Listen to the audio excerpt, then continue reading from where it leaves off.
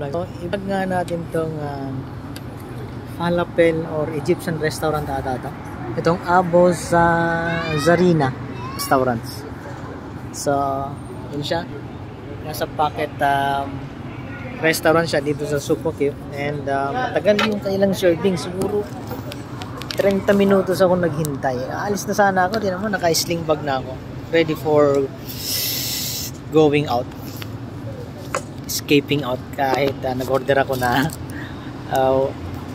falafel pero hindi pa dumarating. Kaya pangpawi ng gutom in the midnight. So nasarado na ako ng Makati Express saka LBC dahil nakalimutan ko.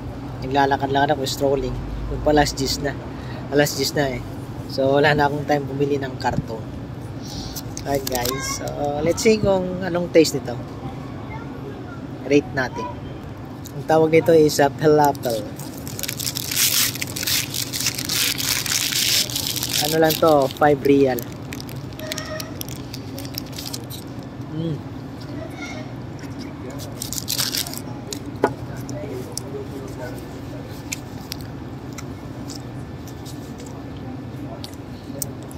Ayos naman. Talagang falafel talaga. May yatay na. Kasi na ba yun? Yung parang mayonnaise. With na kubos.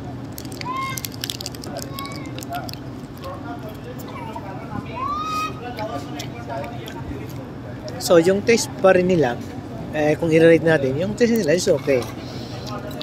Yun lang ang problema, yung serving time nila, mahaba 30 minutes. So, rate ko to is taste is okay. Delivery time lang is different. So, 7.8 lang. 7.8 lang naman. Kasi nag-entertain naman sila kahit isang order lang. Okay?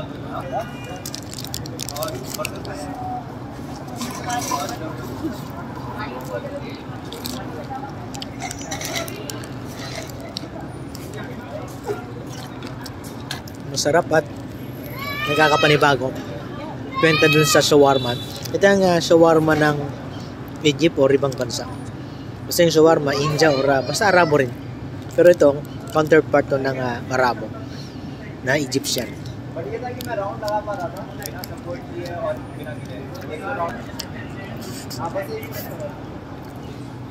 Meron siya may vegetables. Maganda to kasi walang oil, walang meat, purely vegetable lang or I don't know kung anong linalagay nila.